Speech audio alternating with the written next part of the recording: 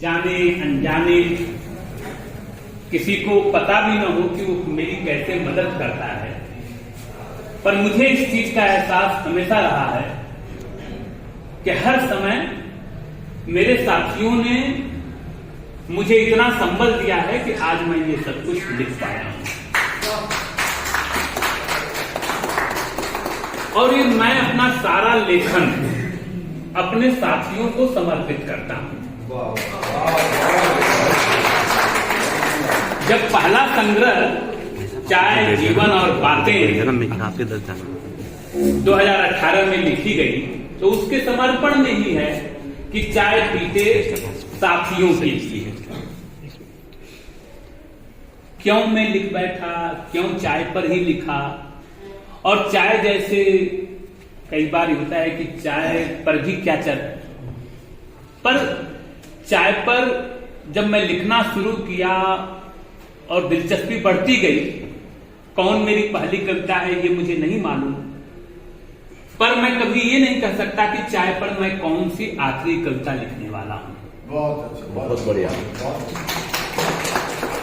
चाय पर लिखने का क्रम यूं शुरू हुआ कि सुबह सुबह 5 बजे 4 बजे मैं चाय नित्य बनाता था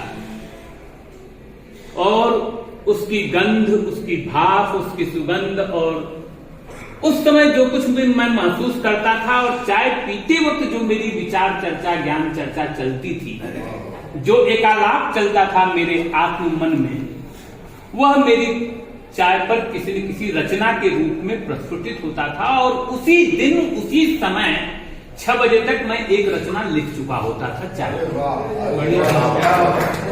और ये लगभग 2-3 साल मेरा मूड रहा चाय दशा में कि चाय के अलावा मुझे कुछ लिखना नहीं है। और फिर धीरे धीरे मेरे कई सारे मित्र, कई सारे लोग इस तरह की चर्चा करते थे, हतोत्साहित भी करते थे कि आप चाय पे क्या लिख रहे हो, क्यों लिख रहे हो, इसका कोई अर्थ नहीं है। इस तरह की भी बहुत सारी बातें हुई। मुझे आश्चर्य होता है कि जब मैं इस पहले किताब को लिखा, चाय जीवन और बातें, और जब मैंने प्रकाशकों से बातचीत की, बोधि प्रकाशन से, उसके बाद फिर सूर्य प्रकाशन मंदिर बीकानेर से मेरी बातचीत हुई और उन्होंने बहुत सहर्ष उत्साह के साथ इस कृति को छापा। तो चाय जीवन और बातें, और उसके साथ एक सिलसिला चल पड़ा। और जैसे नित्य पूजा पाठ का कार्य होता है, वैसे ही चाय पर कविता लिखना मेरा नित्य काम था। और चाय के साथ मैं चिंतन की मुद्रा में आ जाता था, चाय के साथ एकालाप करता था। कभी भी मैं चाय अकेले नहीं पीता था। हो सकता है कि मैं चाय के टेबल पर अकेले हूं, पर चाय के साथ मैं पूरी दुनिया से जुड़ जाता था। चाय होती थी, किताबें होती थी, मेरी कलम होती थी और सारा संसार होता था। आप सब साथीगण होते थे जिनसे मैं प्रत्यक्ष नहीं अप्रत्यक्ष रूप से बातचीत करता रहता था। इसमें ऐसी ऐसी कविताएं हैं कि एक हमारे इतिहास के साथी हैं जो मुझसे कहते हैं कि प्रोफेसर साहब आपके साथ चाय पीनी है, और आज तक मैं उनके साथ बैठकर चाय नहीं पी पाया, पर कविता में वो चाय एक दार्शनिक और एक फिलासफर और एक कवि और एक इतिहासकार के बीच इस कृति में दर्ज है। मैं समय नहीं निकाल पाया कि दादाबाड़ी उनके घर जाऊं और उनके साथ बैठूं और चाय पी पाऊं। बहुत पहले कभी दिया था उनके साथ चाय। तो ये बहाना है। मुझे कई बार लगता है कि चाय एक माध्यम है लोगों के साथ बैठने का, अपने गम, अपने दुख, इन सबको दूर करने का। और यह मुझे कितना बढ़िया बहाना मिल गया चाय का कि इसके साथ मैं सारी आपदाओं को भी भुलाने की शक्ति रखता हूं। बहुत सारी बातें हमारे आदित्य जी हैं, साथ में विवेक शंकर जी हैं, वो कम चाय पीते हैं, पर उनको भी हम लोग जबरदस्ती चाय पिला देते हैं। रामाकार भी हैं, या पहले लड्डू लाल और अनीता वर्मा होती थी, हम लोग उनकी चाय पीने के साथ में। और सारे साथीगण हैं, मैं नाम कैसे लूं कैसे नहीं लूं, पर सारे साथीगण के साथ चाय पीते हुए दुनिया भर की बातें होती थी। हमारे इस चाय के बहुत बड़े नायक, इस कविता के लिखे जाने के पीछे बहुत बड़े प्रेरक स्वयं भीम जी भी हैं, जो मुझे चाय पीने के लिए और चाय पर संवाद करने के लिए प्रेरित करते रहते हैं। कभी भीम जी के साथ भी उनकी दुकान पे ही कार्यक्रम करूंगा चाय वाला। ये खेला भी जो भीम सिंह के कार्य ये जो चित्र है, ये चित्र मूलतः कला के और उस पर जो भी रोशनी अपने जहन से अपने सोच से डाली हमारे बहुत प्रिय और बड़े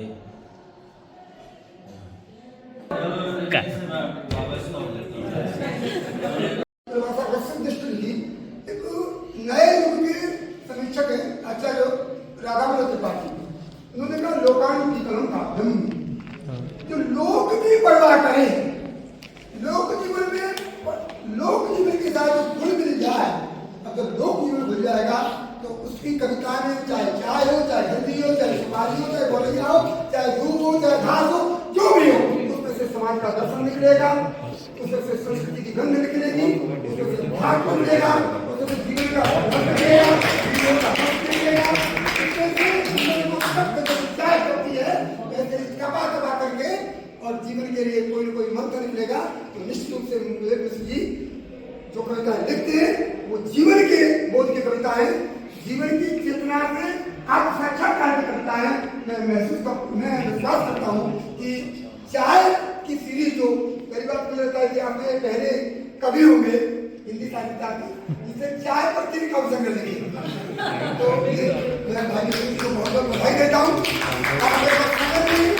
मैं बहुत बोलना चाहता था लेकिन चूंकि मजबूरी मैंने आपको बता दी, बहुत विभिन्न समय आपके साथ खासकर मनोरंजन से समय आपके करते हुए मैं आपसे ऐसा विषय है जो सहज है, पर वो सहज होकर भी साधारण नहीं है। प्रोफेसर विवेक कुमार मिश्र जी की जिस सहज व्यक्तित्व है, उस सहज व्यक्तित्व ने जिस सहज विषय को पकड़ा है, उसकी सहजता को इन्होंने अपनी सूक्ष्म दृष्टि से, अपनी अन्वेषणात्मक शब्द विधान से कविता के रूप में मूर्त करके अपनी कविताओं को जीवंत किया और उसकी अभिव्यक्ति सीधे कवि मन से निकल करके पाठक मन को स्पर्श करती है और पाठक भी उन कविताओं के साथ यात्रा पृष्ठ दर पृष्ठ यात्रा। इस तरह से हम पाते हैं कि चाय की खड़ियों में जो जीवन का स्पंदन है, उस स्पंदन को कवि ने अपने अनुभवों से महसूस करके शब्दों की जो माला पिरोई है कविता में, वो बेमिसाल है। इन्होंने चाय जैसे सहज विषय को हमारे सामने जिस दृष्टि से प्रस्तुत किया है, वह दृष्टि विलक्षण है, अद्भुत है। जब इनकी कविताओं पर वार्ता की बात आई तो मैं कला का विद्यार्थी होने के नाते भावों से हमारा पहले से ही परिचय है। चित्र बोलते हुए काव्य है और चित्र मूक काव्य है और काव्य बोलती हुई कविताएं हैं। इस तरह से इनका जो समन्वयात्मक सिनेस्थेसिया है, जो एक दूसरे को जोड़ता है और थेसिस और एंटीथेसिस तत्व मिलकर के जिस सौंदर्य शास्त्र की रचना करते हैं, वो अद्भुत है। जहां काव्य रस और उसकी ध्वन्यात्मकता, उसका शब्द विधान चित्र को और कला को और काव्य को एक साथ जोड़ करके एक मंच पर प्रस्तुत करता है। उस चित्रात्मक भाषा में आपने जो कविताएं प्रोई हैं, वो साक्षात्कार करवाती हैं सीधे विषय के साथ। इस तरह से जब हम देखते हैं तो पाते हैं कि कलांती ददाती कला, जो आनंद का संचार करे, व्याकुलता का अंत करे। कलांत व्याकुलता का अंत करने वाली जो कला है, उस जो कवि मन की व्याकुलता है, उसको कवि मन ने कविता के रूप में प्रस्तुत करके जिस सहजता के साथ हम सबको परोसा है और जो चाय की घूंट हमको पिलाई है, वो वास्तव में उसका चाय रस जीवन रस बन जाता है। चाय रस जीवन रस के रूप में, और चाय की जो ऊष्मा है हमारे हृदय की आत्मा को स्पंदित करती हुई जीवन ऊष्मा के रूप में प्रकाशित होती है। और यह ऊष्मा हम जन मन में महसूस करते हैं और कवि ने उस अभिव्यक्ति को जीवंतता के साथ हम सबके लिए प्रस्तुत किया है। ठीक उसी तरह से जब बात फिर विषय की आती है कि जो चाय घर से, मैं इसमें के तीनों में की विशेषता चाय घर से जो सद प्रकाशित पुस्तक है उस पर विशेषता अपनी बात रखूंगा और आप तक पहुंचाने की कोशिश करूंगा। जो चाय घर से जो सद प्रकाशित पुस्तक है प्रोफेसर विवेक कुमार मिश्र की, वो वेरा प्रकाशन जयपुर से प्रकाशित हुई है और ये 116 पृष्ठीय पुस्तक है। इन 116 पृष्ठों में इन्होंने 50 कविताओं को पिरोया है और ये 50 कविताएं अलग अलग विषयों को लेकर के हैं। इनके पात्र जो कविताओं में पात्र हैं वो सब आसपास ही हैं। इनमें आप जीवन के देश काल और परिस्थितियों को भी पा सकते हैं इनकी कविताओं में। और हाल ही में जो समसामयिक साहित्य है उसने प्रगति और विकास के जो सोपान तय किए हैं उनमें विशेषतः चाय विषय पर उसके मूल में अनेकों साहित्यकार समीक्षकों का योगदान रहा। उसमें मूलतः विवेक कुमार मिश्र भी एक महत्वपूर्ण कड़ी के रूप में अपना स्थान रखते हैं। विवेक कुमार मिश्र राजस्थान के साहित्यिक परिदृश्य में विशेषतः कोटा के संदर्भ में हम देखें तो किसी परिचय के मोहताज नहीं है। आपकी सतत अनवरत लेखनी साहित्य जगत को निरंतर समृद्ध करती है। हम हर दिन उठते हैं और एक नया लेख पाते हैं। फुर्सतगंज वाली सुकून भरी चाय तथा चाय घर से 3 पुस्तकें हैं इसमें। चाय जीवन और बातें में आपने 114 कविताएं लिखी है। फुर्सतगंज वाली सुकून भरी चाय में 129 कविताएं हैं और चाय घर से इसमें आपने 50 कविताएं लिखी है जिसमें आपने छोटी छोटी कविताएं लिखी है। और चाय घर से जो आपका कविता संग्रह इसमें थोड़ी बड़ी कविताएं हो गई है। तो आपने जिसमें आपने अपनी कल्पना शक्ति की समाहार शक्ति और भाषा की समाज शक्ति के सहारे रमणीय परिस्थिति घटना या वस्तु का ऐसा चित्रात्मक एवं भावपूर्ण वर्णन प्रस्तुत किया है जो प्रबंध जैसा अनंत देने लगता है।